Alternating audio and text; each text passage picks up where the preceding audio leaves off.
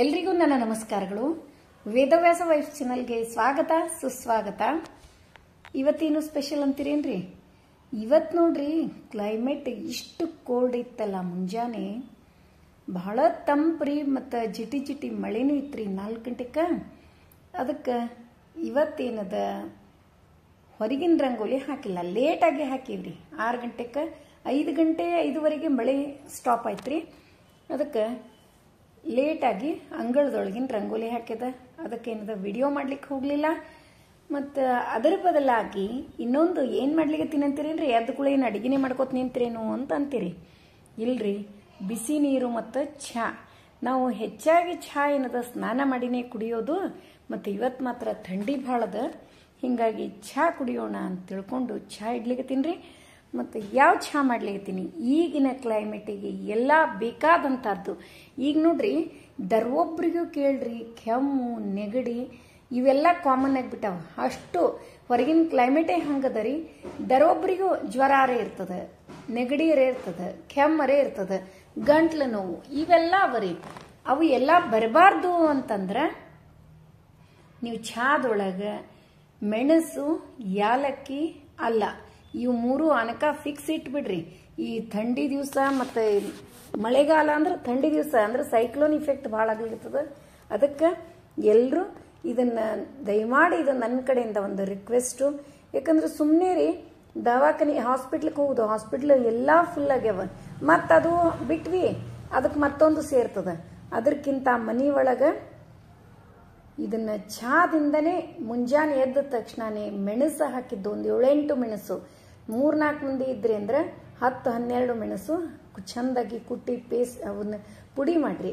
ಪುಡಿ ಮಾಡಿ ಅಲ್ಲ ಹಾಕಿ, ನಾನೇನು ಮಾಡಿಬಿಡ್ತೀನಿ, ಅಲ್ಲ ಮೆಣಸು ಎಲ್ಲ ಕೂಡ ಹಾಕಿ ಒಂದು ಪೇಸ್ಟ್ ಆದಂಗೆ ಆಗಿಬಿಟ್ಟಿರ್ತದೆ ರೀ. ಅಷ್ಟು ಕೂಡ ಕುಟ್ಟಿ ಹಾಕಿರ್ತೀನಿ. ಮತ್ತು ಬೆಲ್ಲದ ಚಹಾನೆ ನಮ್ಮಲ್ಲಿ ಅಂತೂ, ನೀವು ಕೂಡ ಆದಷ್ಟು ಬೆಲ್ಲದ ಚಹಾನೆ ಕುಡೀರಿ. ಸಕ್ರೆ ಅಂತೂ ಯಾವುದಕ್ಕೂ ಉಪಯೋಗ ಇಲ್ಲ. ನಮ್ಗೆ ಬರುವಂಥ ರೋಗಗಳೊಳಗ್ರಿ ಸಕ್ರೆನೇ ಮೇನ್ ಪಾರ್ಟ್ ಅದ ರೀ, ಪಾಯ್ಸನ್ ರೀ. ಅದಕ್ಕೆ ಅದನ್ನು ಅರ್ಧಕ್ಕರ್ಧ ರೋಗದಿಂದ ನಾವು ದೂರ ಇರಬೇಕು ಅಂತಂದ್ರೆ ಸಕ್ರೆ ಫುಲ್ ಅವಾಯ್ಡ್ ಮಾಡಿರಿ, ಬೆಲ್ಲನೇ ಉಪಯೋಗಿಸ್ರಿ. ಮತ್ತು ಸ್ವೀಟ್ ತಿನ್ನೋದು ಬಿಡಬೇಡ್ರಿ. ಬೆಲ್ಲ ತಿನ್ನೋದ್ರಿಂದ ಪಿತ್ತ ಆಗಂಗಿಲ್ರಿ, ಕಫ ಕರಗ್ತದೆ, ಮತ್ತು ಸ್ಕಿನ್ ಗ್ಲೋ ಆಗ್ತದೆ, ಕೂದಲು ಸಾಫ್ಟ್ ಶೈನಿ ಆಗ್ತಾವ. ಬೆಲ್ಲದಿಂದ ಬಹಳ ಉಪಯೋಗದ ರೀ. ದಿನನಿತ್ಯ ನೀವು ಒಂದೇ ಒಂದು ಕರಣಿ ಬೆಲ್ಲ ತಿನ್ರಿ, ಅದ್ರದ್ದು ಅಷ್ಟು ಇಫೆಕ್ಟ್ ಅದ ರೀ. ನೋಡ್ರಿ, ಇಷ್ಟು ಅಲ್ಲ ಹಾಕ್ಲಿಕ್ಕತ್ತೀನಿ. ಈಗ ಈ ಮೆಣಸು ಏಲಕ್ಕಿ ಕುಟ್ಕೊಂಡೆ ಅದರೊಳಗೆ ಅಲ್ಲಾನು ಹಾಕಿ ಕುಟ್ಟಿ ಪೇಸ್ಟ್ ಮಾಡಿ ಹಾಕಿಬಿಡ್ತೀನಿ ರೀ. ಮತ್ತು ಅಲ್ಲಾನು ಕೂಡ ಹಸಿ ಅಲ್ಲಾರೆ. ಮತ್ತು 2 ಇದೇ ಒಣಗ್ತಂದ್ರೆ ಶುಂಠಿ ಅಂತ ಕರಿತೀವಿ ರೀ. ಅಲ್ಲ ಒಣಗ್ತು ಅಂದ್ರೆ ಶುಂಠಿ ಅಂತ ಕರಿತೀವಿ. ಅದು ಏನದ ಯಾವಾಗ ಒಂದ್ಸಾರಿ ಓಕೆ ರೀ. ರೆಗ್ಯುಲರ್ ಆಗಿ ಶುಂಠಿ ಕುಡಿಲಿಕ್ಕೆ ಒಳ್ಳೇದಲ್ರಿ ಆರೋಗ್ಯಕ್ಕೆ. ಅದೇ ಹಸಿಯಾದ ಶುಂಠಿ ಅಂದ್ರೆ ಇದಕ್ಕೆ ಹಸಿ ಶುಂಠಿನೂ ಕರಿತಾರೆ. ನಮ್ಮ ಸೈಡ್ ನಾವು ಅಲ್ಲ ಅಂತೇಳಿ ಕರಿತೀವಿ. ಆದ್ರೆ ಬಹಳ ಕಡೆ ಕರಿಯೋದು ಇದಕ್ಕೆ ಹಸಿ ಶುಂಠಿ ಅಂತ ಕರಿತೀರಿ. ಹಸಿ ಶುಂಠಿ ಬಹಳ ಆರೋಗ್ಯಕ್ಕೆ ಚಲೋ ರೀ. ಕಫ ಕರಗಿಸ್ತದ ಮತ್ತು ಅಸ್ತಮಾದಿಂದ ದೂರ ಇಡ್ತದ. ಮತ್ತು ಅದರೊಳಗೂ ಮೆಣಸು, ಏಲಕ್ಕಿ ಮತ್ತು ಅಲ್ಲ ಹಾಕಿ ನೀವು ಹಾಲೊಳಗೂ ಕುದಿಸ್ಕೋಬಹುದು. ಹಾಲಂದ್ರೆ ಗಟ್ಟಿ ಹಾಲು ಮಾಡಬೇಡ್ರಿ, ನೀರು ಹಾಲು. 1 ವಾಟಕ ಹಾಲು 1 ವಾಟಕ ನೀರು ಹಾಕಿ ಕುದಿಸಿ ಇದನ್ನು ಪೇಸ್ಟ್ ಮಾಡಿ, ಅಲ್ಲ ಮೆಣಸು ಏಲಕ್ಕಿ ಪೇಸ್ಟ್ ಮಾಡಿ, ಮತ್ತು ಬೇಕಂದ್ರೆ ಅದ್ರೊಳಗೆ ತುಳಸಿ ದಳನೂ ಹಾಕ್ರಿ. ತುಳಸಿ ದಳನೂ ಹಾಕಿ ಕುದಿಸ್ತಿದ್ರೆ ಕುದಿಸ್ರಿ. ಯಾಕಂದ್ರೆ ಈ ಕೆಮ್ಮ ನೆಗಡಿ ಇವೇ ಈಗ ಏನಾಗ್ಬಿಟ್ಟಾವ ಕೊರೋನಾದಿಂದ. ನೋಡ್ರಿ, ಇಲ್ಲ ಮೊದಲು ನಾವೆಲ್ಲ ಏನಂತಿದ್ರು, ಹಿಂದಿನ ಕಾಲದೊಳಗೆಲ್ಲ ನೆಗಡಿ ಜಡ್ಡೆಲ್ಲ ಬುಗುಡಿ ವಸ್ತಲ್ಲ ಅಂತಿದ್ರು. ಆದರೆ ನೆಗಡಿನೇ ದೊಡ್ಡ ಜಡ್ಡು. ನೆಗಡಿ ಕೆಮ್ಮು ಇವೆಲ್ಲ ರೀ ದೊಡ್ಡ ಜಡ್ಡಾಗಿ ಕೂತು. ನೋಡ್ರಿ, ಈಗ ಒಂದು 10 ನಿಮಿಷ ಕುದಿಸಿದಿರಿ ನಾನು. ಆದರೆ ಇನ್ನೂ ಒಂದು ಅಬ್ಸರ್ವ್ ಮಾಡಿದ್ರಿ, ನಾನು ಇವೆಲ್ಲ ಹಾಕಿದ ಮೇಲೆ ಚಹಾ ಪುಡಿ ಏನದಲ್ಲ ಸ್ವಲ್ಪ ಲೇಟಾಗಿ ಹಾಕ್ತೀನಿ ರೀ. ಚಹಾ ಪುಡಿ ಭಾಳ ಕುದಿಸೋದು ಅದು ಆರೋಗ್ಯಕ್ಕೆ ಚಲೋ ಅಲ್ಲ. ಹಿಂಗಾಗಿ ಚಹಾ ಆರೋಗ್ಯಕ್ಕೆ ಒಳ್ಳೇದಲ್ಲ ಅಂತ ಹೇಳ್ತಾರ್ರಿ. ಅದಕ್ಕೆ ಚಹಾ ಪುಡಿ ಭಾಳ ಹೊತ್ತು ಕುದಿಸ್ಬೇಡ್ರಿ. ಇದನ್ನ ಬೆಲ್ಲ ಮತ್ತು ಯಾಲಕ್ಕಿ ಇದು ಪೇಸ್ಟ್, ಶುಂಠಿ ಮತ್ತು ಹಸಿ ಶುಂಠಿ ಮೆಣಸು ಏನು ಹಾಕಿ ಕುದಿಸ್ತಿರ್ತೀವಲ್ರಿ, ಲಾಸ್ಟಿಗೆ ಚಹಾ ಪುಡಿ ಹಾಕುದ್ರಿ. ಒಂದು 5 ನಿಮಿಷ ಹಾಕಿ ಕುದಿಸೋದು. ಮತ್ತು ಬೆಲ್ಲದ ಚಹಾ ಮಾಡ್ಬೇಕಾದ್ರೆ ಒಂದು ಬೆಚ್ಚಗಿರ್ಬೇಕು, ಒಂದು ಬಿಸಿ ಇರ್ಬೇಕ್ರಿ. 2 ಬಿಸಿ ಇದ್ರೆ ಚಹಾ ಒಡೆದು ಹೋಗ್ಬಿಡ್ತದ್ರಿ. ನೋಡ್ರಿ, ಇವತ್ತಿನ ನಮ್ಮನೆ ಪೂಜಾರಿ, ಪೂಜೆ ಅಂದ್ರೆ ರಂಗೋಲಿ. ಪದ್ಮ ಎಷ್ಟು ಹಾಕಿರಲ್ಲ ಅಂತೀರಿ, ಒಂದೊಂದು ಸರಿ ತಲೆಯಾಗ ಬಂತಂದ್ರೆ ಹಾಕಿರ್ತೀನಿ ರೀ. ಅಷ್ಟೇ, ಏನೋ ತಲೆ ಒಳಗೆ ಬರ್ತದೆ. ಸ್ತೋತ್ರ ಅನ್ಕೋತ ಆ ಸ್ತೋತ್ರ ಮುಗಿಯುವವರೆಗೂ ಏನೋ ಒಮ್ಮೊಮ್ಮೆ ಕಮಲ ಹಾಕಿರ್ತೀನಿ, ಒಮ್ಮೊಮ್ಮೆ ಪದ್ಮ ಹಾಕಿರ್ತೀನಿ. ಹಿಂಗೆ ಅದೇನು ಅದ್ರದ್ದೇನು ಸ್ಪೆಷಲ್ ಅಂತಿಲ್ರಿ, ಹಾಕೀನಿ. ಅದ್ರ ಪದ್ಮ ಭಾಳ ಚಲೋ ರೀ. ಮತ್ತು ಎಷ್ಟು ಹಾಕ್ತೀರಿ ಅಷ್ಟು ಚಲೋ. ಆರತಿ ಎಲ್ಲ ಆಗ್ಯದ್ರಿ. ಇನ್ನೇನದ, ಇನ್ನೊಂದು ಹೇಳಿರ್ತೀನಿ, ಎಲೆ ಕಟ್ಟೋದು. ನಾವು ಹನುಮನ್ ದೇವರಿಗೆ ಎಲೆ ಕಟ್ಟಿಸ್ತೀವಿ, ಆಮೇಲೆ ಕುಲದೇವರಿಗೆ ಎಲೆ ಕಟ್ಟಿಸ್ತಾರ, ಅಂಬಾಭವನಿಗೆ ಸ್ಪೆಷಲಿ ಅಂಬಾಭವನಿಗೆ ಎಲೆ ಕಟ್ಟಿಸ್ತಾರ್ರಿ. ಇದು ಎಲೆ ಎಷ್ಟು ಚಂದವ ನೋಡ್ರಿ. ಇವು ಒಬ್ರು ತಂದು ಕೊಟ್ಟಾರ್ರಿ. ಇವು ಎಲೆ ಭಾಳ ಸಣ್ಣ ಸಣ್ಣ, ಭಾಳ ಚಂದವರಿ ಅಗ್ದಿ. ಅದಕ್ಕೆ ಇವು ಎಲೆ ಕಟ್ಟಿ ಕೊಡ್ಲಿಕ್ಕೆ ತಿನ್ರಿ. ಅದನ್ನು ಹಂಗೆ ವಿಡಿಯೋ ಮಾಡೋಣ ಅಂತ ತಿಳ್ಕೊಂಡು ನನಗೆ ಗೊತ್ತಿದ್ದಷ್ಟು ನಿಮಗೆ ಹೇಳೋದು. ಮತ್ತು ನಿಮಗೆ ಇದಕ್ಕಿಂತ ಹೆಚ್ಚಿಗೆ ಯಾರಿಗೆ ಗೊತ್ತಿರ್ತದೆ ಅವರು ಅದನ್ನು ಶೇರ್ ಮಾಡ್ಕೊಳ್ಳೋದ್ರಿ. ನೋಡ್ರಿ, ಇದು ಎಲೆಯನ್ನು ನಾವು ಹನುಮನ್ ದೇವರಿಗೆ ಜಾಸ್ತಿ, ಹನುಮನ್ ದೇವರಿಗೆ ಎಲೆ ಕಟ್ತಾರ್ರಿ. ಮತ್ತು ಅಂಬಾಭವನಿಗೂ ಕಟ್ಟೋದು ಗೊತ್ತದ್ರಿ. ಇದನ್ನ ಎಲೆ ಯಾಕೆ ಕಟ್ಟಿಸ್ತಾರ ಅಂತಂದ್ರೆ, ನಾವು ಏನೋ ಒಂದು ಕಾರ್ಯವನ್ನು ಕೈಗೊಂಡಿರ್ತೀವಿ ರೀ. ಆವಾಗ ಯಾವುದೇ ವಿಘ್ನಗಳು ಬರಬಾರ್ದು, ಸುರಕ್ಷಿತವಾಗಿ ಆಗಬೇಕು ಅಂತಂದ್ರೆ ಈ ಎಲೆ ಕಟ್ಟೋದಂತ್ರಿ. ಇದರ ಅರ್ಥ ನಾವು ದೇವರಿಗೆ ನೆರಳು ಮಾಡಿ ಕೊಡೋದು, ಅಂದ್ರೆ ನೆರಳಲ್ಲಿ ಇಡೋದು. ಹಿಂಗಾಗಿ ದೇವರು ನಮಗೆ ನೆರಳಾಗಿ ಇರ್ತಾನಂತ್ರಿ. ಅಂದ್ರೆ ಅರ್ಥ ಹಂಗಲ್ರಿ, ದೇವ್ರ ನೆರಳು ನಮಗೆ ನೆರಳಾಗಿ ಅಲ್ಲ. ಒಂದು ಗಿಡ ಇರ್ತದೆ, ಗಿಡದ ನಮಗೆ ಬಹಳ ಬಿಸಿಲಿದ್ದಾಗ ನಾವೇನು ಮಾಡ್ತೀವ್ರಿ, ಗಿಡದ ನೆರಳಿಗೆ ಹೋಗಿ ನಿಂದಿರ್ತೀವಿ. ಹೆಂಗೆ ಅನಿಸ್ತದ್ರಿ, ಅವಾಗ ಆರಾಮ್ ಅನಿಸ್ತದ ನಮಗೆ. ಹಂಗೆ ನಮಗೆ ಯಾವುದೇ ಕಷ್ಟ ಬಂದರೂ ಕೂಡ ದೇವರು ನಮ್ಮನ್ನ ಕಾಯ್ತಿರ್ತಾನ ಅಂತ ಹೇಳಿ ಅದರ ಸಲುವಾಗಿ ಎಲಿ ಪೂಜಾ ಕಟ್ಸೋದು ನೋಡ್ರಿ. ಹನುಮಂತ ದೇವರಿಗೆ ಆಗ್ತು, ಹನುಮಪ್ಪ ಯಾಕಂದ್ರೆ ಜಾಸ್ತಿ ಹನುಮಂತ ದೇವರಿಗೆ ಕಟ್ಟಿಸ್ತಾರ್ರಿ. ಮತ್ತು ಅಂಬಾಭವನಿಗೂ ಕಟ್ಸೋದು ಗೊತ್ತದ್ರಿ. ನಾವು ಕಟ್ಟಿಸ್ತೇವ್ರಿ, ಹನುಮಂತ ದೇವ್ರಿಗೆ ಬಹಳ ಕಟ್ಟಿಸ್ತೀವಿ. ಮತ್ತು ಅಂಬಾಭವನಿಗೂ ಹಿಂಗೆ ಏನರ ಮನೆಯೊಳಗೆ ಫಂಕ್ಷನ್ ಏನರ ಇಟ್ಟಿರ್ತೀವಲ್ರಿ, ಅವಾಗ ಯಾವುದೋ ವಿಘ್ನ ಬರಬಾರ್ದು ಅಂತ ತಿಳ್ಕೊಂಡು ಅಂಬಾಭವನಿಗೂ ನಾವು ಕಟ್ಟಿಸಿರ್ತೀವಿ. ನನಗೆ ಗೊತ್ತಿದ್ದಷ್ಟು ನಿಮಗೆ ಶೇರ್ ಮಾಡ್ಕೊಂಡಿರ್ತೀನಿ ನಾನು. ಇದಕ್ಕೆ ಮಿನಿಮಮ್ ನೋಡ್ರಿ ಒಂದು 50-100 ಎಲೆ, 108 ಎಲೆ ಬೇಕಾಗ್ತವ. ಆದ್ರೆ ಇದು ಏನದಲ್ಲ, ಎಲೆ ಕಟ್ಟು ಪ್ರಭಾವಳಿ ಸಾಣದದ್ರಿ. ಹಂಗಾಗಿ ಎಲೆ ಕಡಿಮೆ ಬೇಕಾಗ್ತವ. ಆದ್ರೂ ಕೂಡ ಇಂಥ ಸಣ್ಣ ಎಲೆ ಒಂದು 108 ನಾವು ಹಾಕ್ಬೋದ್ರಿ, ಸಾಲಿಸ್ಬೋದು. ಇದು ಒಂದು ಸೇವೆ, ಖುಷಿ ಆಗ್ತದ ದೇವರ ಸೇವೆ ಮಾಡ್ಲಿಕ್ಕೆ. ಯಾಕಂದ್ರೆ ಇವು ಎಲ್ರಿಗೂ ಸಿಗುವಂತದಲ್ಲ, ಎಲ್ರಿಗೂ ಮಾಡ್ಲಿಕ್ಕೆ ಇಷ್ಟ ಇರ್ತದ. ಯಾಕಂದ್ರೆ ಕೆಲವೊಂದು ಕಾರ್ಯಗಳು ಕೆಲವೊಬ್ಬರೇ ಮಾಡುವುದಕ್ಕೆ ಅವರಿಗೆ ಅದೇ ಟೈಮಿಗೆ ಸಿಗ್ತಿರ್ತದಲ್ಲ, ಅದು ಖುಷಿ ಆಗ್ತದ್ರಿ. ಅದರೊಳಗೂ ಒಂದು ಖುಷಿಯನ್ನ ಕಾಣೋದು, ಖುಷಿನೂ ಸಿಗ್ತದ. ಅದೇ ಹೇಳಿದ್ನಲ್ರಿ ನಿನ್ನೆ ನಾವು ಎಕ್ಸ್ಪ್ಲೇನ್ ಮಾಡಿದ್ನಲ್ಲ, ದೇವರು ಅಂದ್ರೆ ಏನು ಅಂತ ತಿಳ್ಕೊಂಡು ನನಗನ್ಸಿದ್ದನ್ನ ಹೇಳಿದೆ. ಕಷ್ಟ, ಜೀವನದಲ್ಲಿ ಕಷ್ಟಗಳು ಬರ್ತಾವ. ದೇವರನ್ನ ಮಾಡ್ತಾ ಅಂದ್ರೆ, ದೇವರು ಅಂದ್ರೆ ನನ್ನ ದೃಷ್ಟಿ ಒಳಗ ನಾವು ಯಾವುದೇ ಕೆಲಸ ಮಾಡ್ಬೇಕಾದ್ರೆ ದೇವ್ರನ್ನ ಮಾಡಿ ನಾವು ಆ ಕೆಲ್ಸಕ್ಕೆ ಹೋದ್ರೆ ಸಕ್ಸಸ್ ಸಿಗ್ತದ. ಯಾಕಂದ್ರ ದೇವರ ಆಶೀರ್ವಾದ ಇರ್ತದ. ಅದನ್ನು ಒಂದಾಯ್ತು. ಇನ್ನೊಂದು ನಮ್ಗೆ ದೃಢವಾದ ಮನಸ್ಸು, ಅಂದ್ರೆ ಇದನ್ನ ಸಾಧನೆ ಮಾಡಬೇಕು ಅನ್ನುವ ಒಂದು ಯಶಸ್ಸನ್ರಿ, ಕೀರ್ತಿ ಅನ್ರಿ, ಮತ್ತ ಧೈರ್ಯವನ್ನ ತಂದು ಕೊಡ್ಲಿಕ್ಕೆ ದೇವರು ಬೇಕು ನೋಡ್ರಿ. ಅದಕ್ಕೆ ದೇವರನ್ನ ಹಿಡಿದು, ದೇವರು ಯಾರ ಕಣ್ಣಿಗೂ ಕಾಣಿಸಂಗಿಲ್ಲ, ಆದ್ರೆ ನಾವು ದೇವ್ರನ್ನ ಮಾಡ್ಕೋತಿದ್ವಿ ಅಂದ್ರೆ ನಮ್ಮ ಜೊತೆನೇ ಇರ್ತಾನ್ರಿ. ನಾವು ಕಣ್ಣಿಗೆ ಕಾಣಿಸಂಗಿಲ್ಲ, ಬಟ್ ನಮ್ಮ ಜೊತೆ ಯಾವಾಗ್ಲೂ ಇರ್ತಾನ. ಆ ಧೈರ್ಯನೇ ದೇವರು. ಅದಕ್ಕೆ ದೇವ್ರನ್ನ ಮಾಡೋದು. ಎಂಥದೇ ಕಷ್ಟ ಇರ್ಲಿ ನೋಡ್ರಿ, ನೀವು ಧೈರ್ಯದಿಂದ ನಿಂತ್ಕೊಂಡ್ರೆ ಇನ್ನೂ ಇಬ್ಬರಿಗೆ ಮತ್ತೆ ಧೈರ್ಯ ಬಂದಿರ್ತದ. ನಮ್ಮಿಂದ ಕಷ್ಟ ಬಂದಾಗ ನಾವು ಧೈರ್ಯದಿಂದ ನಿಂತ್ಕೊಂಡ್ರೆ ನಮ್ಮ ಜೊತೆಗಿರೋರು ಎಲ್ಲರೂ ಹಂಗ ದೇವರು ಅನ್ನುವ ಶಬ್ದ ಎಷ್ಟೋ ಒಂದು ಖುಷಿಯನ್ನ ಕೊಡ್ತದಂತಂದ್ರ, ಯಾವುದೇ ಎಂಥದೇ ಇರ್ಲಿ ಕೆಲಸ, ಅದು ಆ ಕೆಲಸಕ್ಕೆ ದೇವರ ನಾಮಸ್ಮರಣೆ, ಕುಲದೇವರು ಇವ್ರನ್ನ ನೆನೆಸಿ ನಾವು ಕೆಲಸಕ್ಕೆ, ಒಳ್ಳೆಯ ಕೆಲಸಕ್ಕೆ ಹೋದ್ರೆ ಅದು ಯಶಸ್ಸು ಗ್ಯಾರಂಟಿ ಅಂತ ಅನ್ಲಿಕ್ಕೆ ಧೈರ್ಯ ರೀ. ಆ ಧೈರ್ಯನೇ ದೇವರು. ಅದಕ್ಕೆ ದೇವ್ರನ್ನ ಮಾಡೋದ್ರಿ. ಇಂಥವೆಲ್ಲ ಕೆಲವೊಂದು ಅವಲ್ಲ, ಒಂದು ಸ್ತೋತ್ರಗಳು, ಒಂದು ಸ್ತೋತ್ರದೊಳಗೆ ಅಷ್ಟು ಪವರ್ ಇರ್ತದ. ಮತ್ತು ರಂಗೋಲಿ ಅಂತಂತೀವಲ್ರಿ, ರಂಗೋಲಿ ಒಳಗೆ ನೀವು ಹಾಕೋತ ಹೋದಂಗೆಲ್ಲ ಅದರದ್ದು ಇಫೆಕ್ಟ್ ಸ್ಟಾರ್ಟ್ ಆಗ್ತದ.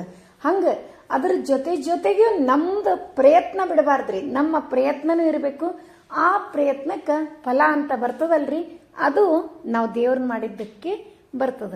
ಅದಕ್ಕೆ ನಡು ಏನು ಅಡೆತಡೆಗಳು ಬರ್ತಿರ್ತಾವಲ್ರಿ, ಅದನ್ನೆಲ್ಲ ತಪ್ಪಿಸ್ಲಿಕ್ಕೆ ದೇವ್ರು ಬೇಕು. ಮತ್ತು ನೋಡ್ರಿ, ನಾವೊಂದು ದೂರದಿಂದ ಒಂದು ಬೆಟ್ಟವನ್ನು ನೋಡ್ತೀವಿ, ಎಷ್ಟು ಗ್ರೀನರಿ, ಎಷ್ಟು ಗ್ರೀನಾಗಿ ಗ್ರಾಸು ಎಷ್ಟು ಚಂದದಲ್ಲ ಅಂತಂತೀವಿ, ಹೋಗ್ಬೇಕಂತೀವಿ ಅದ್ರ ಮೇಲೆ ದೂರದಿಂದ ನೋಡಿದ ಮೇಲೆ ಅಂದ್ರೆ ನಾವು ಹೇಳ್ತೀವಲ್ರಿ, ದೂರದ ಬೆಟ್ಟ ಕಣ್ಣಿಗೆ ನುಣ್ಣಗೆ ಅಂತ. ಅದ್ರ ಒಳಗೆ ಹೋದಾಗ ಗೊತ್ತಾಗ್ತದ ಕಲ್ಲು ಮುಳ್ಳು ಅವು ಯಾವ ಕಾಲಿಗೆ ಚುಚ್ಚಬಾರ್ದು, ಚುಚ್ಚಿದ್ರೂ ನಮಗೆ ನೋವು ಆಗಬಾರ್ದು ಅನ್ನೋದಕ್ಕೆ ದೇವ್ರು ನೋಡ್ರಿ ಎಲಿ ಪೂಜಾದ ಪ್ರಭಾವಳಿ, ಎಲಿ ಕಟ್ಟು ಪೂಜಾದ ಪ್ರಭಾವಳಿ ರೆಡಿ ಆಯ್ತು. ಅವಕ್ಕೆ ಇನ್ನೊಂದಿಷ್ಟು ಗುಲಾಬಿ ಹೂವು, ಸೇವಂತಿಗೆ ಹೂವು ಬೇಕಾಗಿದ್ದು ರೀ. ಅವು ಒಂದು ಸ್ವಲ್ಪ ಶಾರ್ಟೇಜ್ ಆದವು ರೀ, ಒಂದು 2-3 ಇದ್ದು ಅವನ್ನೇ ನಡು ಸಿಗಿಸಿ ಕೊಟ್ಟೇನ್ರಿ. ಮತ್ತು ಇವತ್ತೇನು ಸ್ಪೆಷಲ್ ಅಂತೀರೇನ್ರಿ? ಇವತ್ತು ಸ್ಪೆಷಲ್ ಅಂತಂದ್ರೆ ಫಾಸ್ಟ್ ಆಗುವಂಥದ್ದು, ಭಾಳ ಸಿಂಪಲ್ ಆದ ಅಡುಗೆ ಮಾಡೀನ್ರಿ. ಒಂದು 2 ಸೂಡು ಮೆಂತೆ ಫ್ರೆಶ್ ಇತ್ತು ಅಗ್ದಿ ಪಲ್ಯ, ಅದು 2 ಸೂಡು ಮೆಂತೆ ತಗೊಂಡು ಚೆಂದಾಗಿ ತೊಳ್ಕೊಂಡು ಹೆಚ್ಚಿ ಸ್ವಲ್ಪ ಎಣ್ಣೆ ಹಾಕಿ ತಾಳಸ್ಕೊಳ್ಗತ್ತೀನಿ. ಮತ್ತು ಇನ್ನೂ ಒಂದು ಬದ್ನಿಕಾಯಿ ಅವ ರೀ, 4-5 ಬದ್ನಿಕಾಯಿ, ಒಂದು 2-3 ಡೊಣ್ ಮೆಣಸಿನ್ಕಾಯಿ ಅವ, ಅವು ಎರಡನ್ನೂ ಕೂಡಿಸಿ ರಸ ಪಲ್ಯ ಮಾಡ್ತೀನಿ.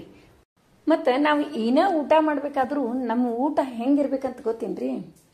ಜಾಸ್ತಿ ನೀರು ಇರ್ಬೇಕ್ರಿ. ಅಂದ್ರೆ ಅನ್ನ ಹಾಕೋತೀವಿ, ಅದಕ್ಕೆ ಸಾರು ಬಹಳಷ್ಟು ಹಾಕೋಬೇಕು.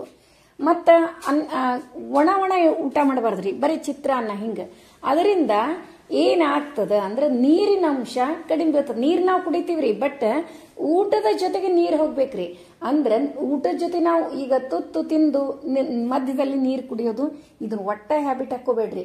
ಅದಕ್ಕೆ ಹೊಟ್ಟಿನೂ ಬಹಳ ಬರ್ತದ, ಮತ್ತು ಪಚನ ಕ್ರಿಯೆನೂ ಪ್ರಾಪರ್ ಆಗಿ ಇರಂಗಿಲ್ರಿ. ಅದಕ್ಕೆ ಏನ್ ಮಾಡ್ರಿ, ನೀರಾಗಿ ಇರ್ಬೇಕಂತ್ರಿ. ಅದರಿಂದ ಏನೇನು ಅಂದ್ರೆ ಸ್ಕಿನ್ ಚಂದ ಇರ್ತದ ಒಂದು. ಇನ್ನ ಒಂದ್ರಿ, ಅತಿ ಟೂ ಫ್ಯಾಟ್ ಅಂತಾರ ನೋಡ್ರಿ, ಅಂದ್ರೆ ಬಹಳ ದಪ್ಪ ಆಗಂಗಿಲ್ರಿ. ಒಬ್ಬೊಬ್ಬರಿಗೆ ಊಟದ ಸ್ಟೈಲ್ ಹೆಂಗಿರ್ತ ಗೊತ್ತೇನ್ರಿ? ಚಪಾತಿ ಪಲ್ಯ ಮುಗಿತ್ರಿ, ಬಕ್ರಿ ನಾವು ಚಪಾತಿ ಪಲ್ಯನೇ ತಿನ್ನೋಣ್ರಿ, ಆದ್ರೆ ಪಲ್ಯ ಹೆಂಗಿರ್ಬೇಕು? ರಸಭರಿತವಾಗಿರ್ಬೇಕು. ಅಂದ್ರೆ ಅಳ್ಳಕ್ಕೆ ನೀರ್ ಜಾಸ್ತಿ ಇರ್ಬೇಕ್ರಿ. ಚಪಾತಿ ಪಲ್ಯ ತಿಂದ್ರು, ಭಕ್ರಿ ಪಲ್ಯ ತಿಂದ್ರು ಹಂಗ, ಅಥವಾ ಭಕ್ರಿ ಮುರ್ಕೊಂಡು ಹಾಲು ಹಾಕೊಂಡು ತಿನ್ನೋದು, ಚಪಾತಿ ಮುರ್ಕೊಂಡು ಹಾಲು, ಹೆಂಗ ಟೇಸ್ಟೇ ಮಾಡ್ಕೊಳ್ಳೋದು. ಬಟ್ ಊಟ ಹೆಂಗಿರ್ಬೇಕು? ನೀರಾಗಿ ಇರ್ಬೇಕು. ಅದರಿಂದ ದಪ್ಪನೂ ಆಗಂಗಿಲ್ರಿ, ಆರೋಗ್ಯನೂ ಚಲೋ ಇರ್ತದ, ಮೋಷನ್ ಕ್ಲಿಯರ್ ಆಗ್ತದ್ರಿ. ಮೋಷನ್ ಪ್ರಾಬ್ಲಮೇ ಬರಂಗಿಲ್ರಿ. ಗಟ್ಟಿ ಆಹಾರ ತಿಂದ್ರ ಅಷ್ಟ ಮೋಷನ್ ಪ್ರಾಬ್ಲಮ್ ಬರ್ತದ, ಎಲ್ಲಾ ಪ್ರಾಬ್ಲಮ್ಸು ಬರ್ತಾವ್ರಿ. ಅದಕ್ಕೆ ನೀರ್ ಸತೇಕ್ರಿ ನಾವು ಊಟಕ್ಕೆ ಕೊಡೋಕ್ಕಿಂತ ಮುಂಚೆ 20 ಮಿನಿಟ್ಸ್ ಅಥವಾ ಅರ್ಧ ಗಂಟೆ ಮುಂಚೆ 2 ಗ್ಲಾಸ್ ನೀರು ಕುಡಿಬೇಕ್ರಿ. ಊಟ ಆದ್ಮೇಲೆ ಅದನ್ನು ಒಂದು 20 ಮಿನಿಟ್ಸ್ ಹಾಫ್ ಆನ್ ಅವರ್ ಬಿಟ್ಟು ಮತ್ತೊಂದು 2 ಗ್ಲಾಸ್ ನೀರು ಕುಡಿಬೇಕ್ರಿ. ಈಗೇನ್ ಮಾಡ್ಲಿತ್ತೀನಿ, ಪಲ್ಯ ಅಂತೂ ಹೆಚ್ಚಿಟ್ಕೊಂಡೇರಿ. ಡೊಣ್ ಮೆಣಸಿನ್ಕಾಯಿ ಮತ್ತು ಬದನೆಕಾಯಿ ಹೆಚ್ಚಿಕೊಳ್ಳೋದಾಯ್ತು, ಅದ್ರ ಜೊತೆಗೆ ಮೆಂತೆ ಪಲ್ಯನೂ ತಾಳಿಸ್ಕೊಂಡಂಗಾಯ್ತು. ಮತ್ತು ಅದರೊಳಗೆ ಹಾಕ್ಲಿಕ್ಕೆ, ಮೆಂತೆ ಪಲ್ಯದೊಳಗೆ ಹಾಕ್ಲಿಕ್ಕೆ ಒಂದು 4-5 ಹಸಿಮೆಣಸಿನ್ಕಾಯಿ, ಜೀರಿಗೆ, ಉಪ್ಪ ಕುಟ್ಟಿ ಅದರೊಳಗೆ ಆ್ಯಡ್ ಮಾಡ್ಕೊಂಡ್ಬಿಡ್ತೀನಿ. ಅರಿಶಿನ ಪುಡಿನೂ ಹಾಕ್ತೀನಿ. ಅದರೊಳಗೆ ಹಿಟ್ಟು ಹಾಕಿ ಕಲಿಸಿ ನಾ ಏನು ಮಾಡ್ಲಿತ್ತೀನಿ ರೀ, ಮೆಂತೆ ಪರೋಟ ಮಾಡ್ಲಿಕ್ಕೆ ನೋಡ್ರಿ. ಈಗ 2 ಸೂಡು ಮೆಂತೆ ರೀ, ಅವು ಸಣ್ಣ ಇದ್ದು ರೀ. ಅದನ್ನ ಆಕ್ಚುಲಿ ನಾನು ಪಲ್ಯನೇ ಮಾಡ್ಬೇಕಂತ ಅನ್ಕೊಂಡಿದ್ದೆ ರೀ. ಮುದ್ದಿ ಪಲ್ಯ ಕರಿಗ್ ಬಿಡ್ತದ್ರಿ, ಅದು ಮೆಂತೆ ಪಲ್ಯ ಕರಿಗ್ ಬಿಡ್ತದ, ಮುದ್ದಿ ಪಲ್ಯನೂ ಸ್ವಲ್ಪ ಆಗ್ತದ ಅಂತ ತಿಳ್ಕೊಂಡು, ಮತ್ತು ಡೈಲಿ ಈಗ ಏನಾಗ್ಬಿಟ್ಟ ತೋವಿ ಅಂತ ಹೇಳಿ ತೊಗರಿ ಬೇಳೆ ಕಂಟಿನ್ಯೂಸ್ ಆಗ್ಯದ್ರಿ.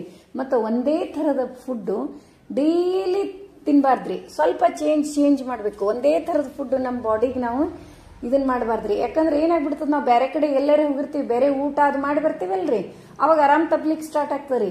ಅವಾಗ ನಾವೇ ಅಂತೀವಿ, ನಾ ದಿನ ಮನ್ಯಾಗಿದ್ದಾಗ ಆರಾಮೇ ಇರ್ತೀನಿ, ಎಲ್ಲರೇ ಊಟಕ್ಕೆ ಹೋಗಿ ಬಂದೆ ಅಂದ್ರೆ ನಂಗೆ ಆರಾಮ್ ತಪ್ತದ ಅಂತೇಳಿ ಅಂತಿರ್ತೀವಿ ನೋಡ್ರಿ. ಯಾಕಂದ್ರೆ ನಮ್ಮ ಮನಿ ಒಳಗ ನಾವು ಒಂದೇ ಥರದ ಫುಡ್ ತಿಂತಿರ್ತೀವ್ರಿ. ಒಟ್ಟ ಹಂಗೆ ತಿನ್ಲಿಕ್ಕೆ ಹೋಗ್ಬೇಡ್ರಿ. 2 ಡೇಸ್ ಒಂದೇ ಟೈಪ್ ಮಾಡಿದ್ರು 3rd ಡೇ ಏನ್ ಮಾಡ್ರಿ, ಮತ್ತೆ ಚೇಂಜ್ ಮಾಡೋದ್ರಿ. ಇಲ್ಲ ಅಂದ್ರೆ ಡೈಲಿ ಪಲ್ಯ ಚೇಂಜ್ ಮಾಡೋದ್ರಿ. ಒಂದು ಕಾಳು ಮತ್ತೆ ಒಂದು ತೊಪ್ಪಲ್ ಪಲ್ಯ, ಈ ತರ. ಈಗೇನ್ ಮಾಡ್ತೀನಿ, ಗೋಧಿ ಹಿಟ್ಟು ಹಾಕೊಂಡು ಚಂದಾಗಿ ನಾದ್ಕೊಂಡ್ ಬಿಡ್ತೀನಿ. ಸಣ್ಣ ಪರೋಟ ಮಾಡ್ತೀನಿ. ಇವು ದೊಡ್ಡ ಮಾಡ್ಲಿಕ್ಕೆ ಬರಂಗಿಲ್ಲ. ಮತ್ತು ಪರೋಟ ಅಂತಂದ ತಕ್ಷಣ ಸಣ್ಣ ಇದ್ರೆ ಚಂದ್ರಿ ತಿನ್ಲಿಕ್ಕೆ. 3-4 ಪರೋಟ ತಿನ್ಬೋದು ನಾವು. ಹಂಗನ ಅದ್ರೊಳಗೆ ಕೋತಂಬರಿನೂ ಭಾಳಷ್ಟೇ ಹಾಕಿನ್ರಿ. ಸಣ್ಣಗೆ ಹೆಚ್ಚಿ ತೊಳೆದು ಸಣ್ಣಗೆ ಹೆಚ್ಚಿ ಇದ್ರೊಳಗೆ ಹಾಕಿನ್ರಿ. ಚಂದಾಗಿ ಗ್ರೀನಿಶ್ ಕಾಣಿಸ್ತಾವ್ರಿ. ಮತ್ತು ಅದ್ರೊಳಗೆ ಹಿಂಡಿ ತುಪ್ಪ ಹಾಕೊಂಡು ತಿಂದ್ರೂ ನಡೀತದ.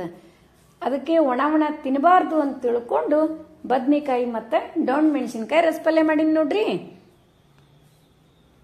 ಮತ್ತು ದಿನಾಲು ತೊಪ್ಪಲ್ ಪಲ್ಯ ಅಂತೂ ಒಂದು ಪಲ್ಯ ತಿನ್ನಬೇಕ್ರಿ. ಎಲ್ಲದಕ್ಕೂ ಅದು ಉಪಯೋಗ. ಹಸಿಯಾಗಿ ತಿನ್ನೋದಂತೂ ಇನ್ನೂ ಚಲೋ ರೀ. ಸೌತೆಕಾಯಿ, ಗಜ್ರಿ ಮತ್ತು ಸೌತೆಕಾಯಿ ಜ್ಯೂಸು ಅಥವಾ ಗಜ್ರಿ ಜ್ಯೂಸು. ಈಗೀಗ ಗಜ್ರಿ ಬರ್ಲಿಕತ್ತಾವ್ರಿ, ಕ್ಯಾರೆಟ್. ಇಷ್ಟು ದಿವಸ ಅವು ಏನೋ ಹೈಬ್ರಿಡ್ ಇದ್ದು ಏನೋ ರೀ, ಚಲೋ ಇದ್ದಿದ್ದಿಲ್ಲ. ಈಗ ಬರ್ಲಿಕತ್ತಾವ. ನಮ್ಮ ಮನೆ ಒಳಗೂ ಸ್ಟಾರ್ಟ್ ಮಾಡೀವ್ರಿ. ಅದನ್ನ ನಿಮಗೆ ಸಾಕಷ್ಟು ಸಾರಿ ತೋರಿಸಿನ ಜ್ಯೂಸ್ ಅಂತ ತಿಳ್ಕೊಂಡು ಈಗ ಮಾಡಿದ್ದು ನಾ ಏನು ತೋರಿಸ್ಲಿಲ್ಲ. ಅದನ್ನ ನಮ್ಮಲ್ಲಿ ಕಂಟಿನ್ಯೂಸ್ ಆಗಿ ಅಂತಂದ್ರೆ ಆಮ್ಲಾ ಜ್ಯೂಸ್ ಅದ ರೀ. ಈ ವರ್ಷ ಖರೇನೆ ಆಮ್ಲಾ ಜ್ಯೂಸ್ ಕಂಟಿನ್ಯೂಸ್ ಆಗಿ ಮಾಡ್ದಂಗೆ ಆಯ್ತು ನೋಡ್ರಿ. ಮತ್ತು ಈ ಬದ್ನಿಕಾಯಿ ಮತ್ತು ಡೊಣ್ ಮೆಣಸಿನ್ಕಾಯಿ ಪಲ್ಯಕ್ಕೆ ನಾನು ಒಗ್ಗರಣೆ ಹಾಕಿದ್ದೀರಿ. ಆಮೇಲೆ ಡೊಣ್ ಮೆಣಸಿನ್ಕಾಯಿ ಬದ್ನಿಕಾಯಿ ಎರಡು ಚೆಂದಾಗಿ ತಾಳಿಸ್ಕೊಂಡೆ. ಒಗ್ಗರಣೆ ಒಳಗೆ ಜೀರಿಗೆ, ಸಾಸಿವೆ, ಅರಿಶಿನ ಪುಡಿ, ಇಂಗು ಹಾಕಿ ತಾಳಿಸ್ಕೊಂಡೆ. ಮತ್ತು ತಾಳಿಸ್ಕೊಂಡ್ಮೇಲೆ ಒಂದಿಷ್ಟು ಹುಣಸೆ ಹಣ್ಣಿನ ಹುಳಿ ಹಾಕೀನ್ರಿ ಮತ್ತು ಬೆಲ್ಲ. ಹುಣಸೆ ಹಣ್ಣಿನ ಹುಳಿ ಜಾಸ್ತಿ ಯೂಸ್ ಮಾಡ್ರಿ ಟೊಮೆಟೊಕ್ಕಿಂತ ಹುಣಸೆ ಹಣ್ಣಿನ ಹುಳಿ ಜಾಸ್ತಿ ಯೂಸ್ ಮಾಡ್ರಿ. ಮತ್ತು ಅದಕ್ಕೆ ತಕ್ಕಂತೆ ಬೆಲ್ಲ.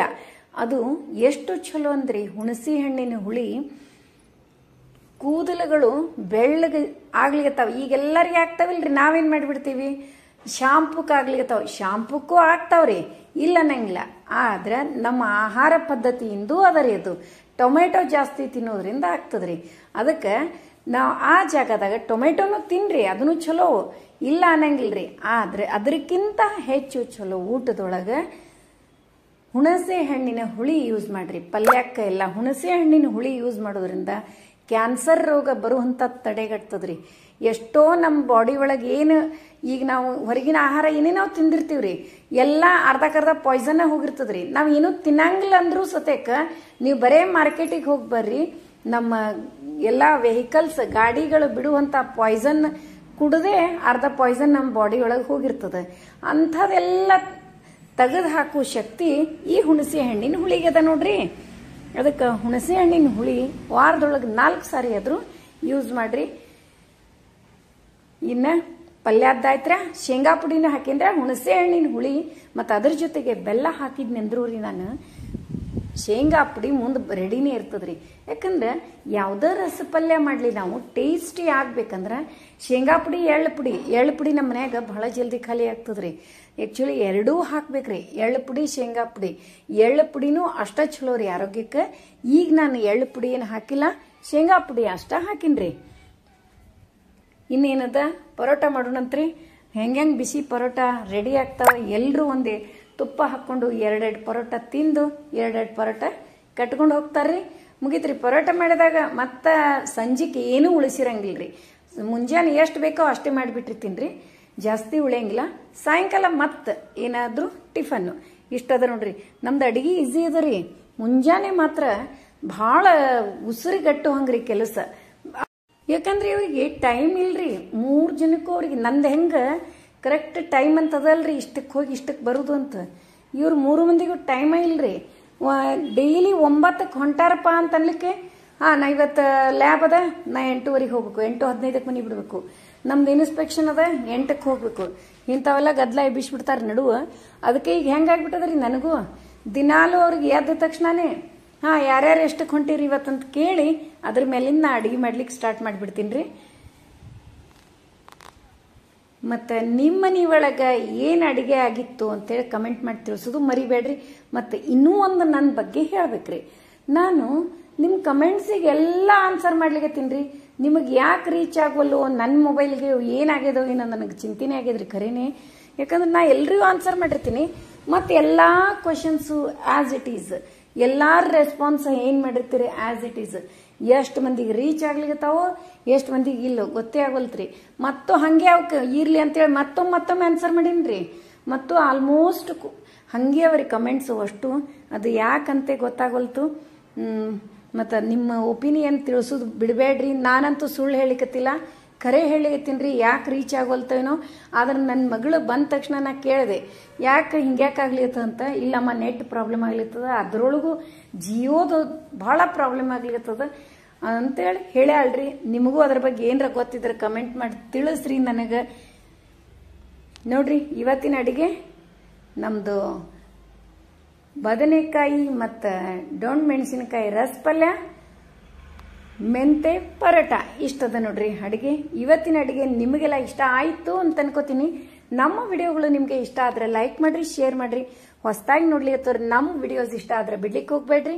ಲೈಕ್ ಮಾಡಿ, ಸಬ್ಸ್ಕ್ರೈಬ್ ಮಾಡ್ರಿ. ಹಂಗ ಫ್ರೆಂಡ್ಸ್ ಅಂಡ್ ರಿಲೇಟಿವ್ಸ್ಗೆಲ್ಲ ಶೇರ್ ಮಾಡ್ತಿರಲ್ಲ. ಮತ್ತೆ ಮುಂದಿನ ವಿಡಿಯೋದಲ್ಲಿ ಸಿಗೋಣ. ಧನ್ಯವಾದಗಳು. ಮತ್ತು ನಾ ಮೊನ್ನೆ ಉಟ್ಕೊಂಡ ಸೀರೆ ಲಕ್ಷ್ಮೀ ಶೋಭಾನ್ ಇದ್ದಾಗಿಂದು ಎಲ್ರಿಗೂ ಬಹಳ ಇಷ್ಟ ಆಗಿದೆ. ಎಲ್ಲರೂ ಕೇಳಿರಿ ಎಲ್ಲಿ ತಗೊಂಡ್ರಿ ಅಂತ. ಸಹಜ, ನಾನು ಕೂಡ ಹಂಗೆ ಕೇಳ್ತೀನಿ. ನನಗೆ ಇಷ್ಟ ಆಗಿದ್ದ ಸೀರೆ ಇತ್ತಂದ್ರೆ. ಮತ್ತು ನಾವು ಉಟ್ಕೊಂಡಾಗ ನಮ್ಗೆ ಅಷ್ಟೊಂದು ಇಷ್ಟ ಆಗಂಗಿಲ್ರಿ, ಬೇರೆಯವ್ರು ಉಟ್ಕೊಂಡಾಗೆ ನಮಗೆ ಚಂದ ಕಾಣಿಸ್ತದ. ಹಾಗೆ ಅದಲ್ರಿ, ಯಾವತ್ತು ಹಿತ್ತಲ ಗಿಡ ಮದ್ದಲ್ಲ ಅಂತ ಹೇಳಿ ಹಾಗೇನೆ ನೀವು ಉಟ್ಕೊಂಡಿದ್ದ ಸೀರೆ ನಂಗೆ ಸೇರ್ತದ. ಹಾಗೇನೆ ನಾ ಉಟ್ಕೊಂಡಿದ್ದ ಸೀರೆ ನಿಮಗೆ ಸೇರುವುದು ಸಹಜ ಅದ. ನಾನು ರೀ ಬಿಜಾಪುರದಾಗ SG ಭಾವಿ ಅಂತ ಹೇಳಿ ಇಲ್ಕಲ್ ಸೀರೆ, ರೇಷ್ಮೆ ಸೀರೆ ಅಷ್ಟ ಸಿಗ್ತಾವ್ರಿ. ಅಲ್ಲಿ ತಗೊಂಡಿನ್ರಿ ಅದನ್ನ. ಅದರ ರೇಟು 2500 2600 ಅದ ರೀ. ಮತ್ತು ಈ ಲಕ್ಷ್ಮೀದೇವಿ ಗುಡಿಸಿದ ಸೀರೆನೂ ಇಷ್ಟ ಆಗ್ಯದ ಅಂತೇಳಿ ಕಮೆಂಟ್ ಮಾಡ್ರಿ ಎಲ್ಲರೂ. ಅದು ಕೂಡ ಅಲ್ಲೇ ತಗೊಂಡಿದ್ದು. ಅದನ್ನೂ ರೇಟ್ 2000 ತನಕ ಅದ ರೀ. ಅದು 500 ಕಡಿಮೆ ಏನದ. ಇದು ನಾನು ಉಟ್ಕೊಂಡಿದ್ದ 2500 600 ರೂಪಾಯಿ ಇಷ್ಟದ ರೀ. ನೋಡ್ರಿ ಇವತ್ತಿನ ಲಾಗ್ ನಿಮಗೆಲ್ಲ ಇಷ್ಟ ಆಯ್ತಲ್ರಿ.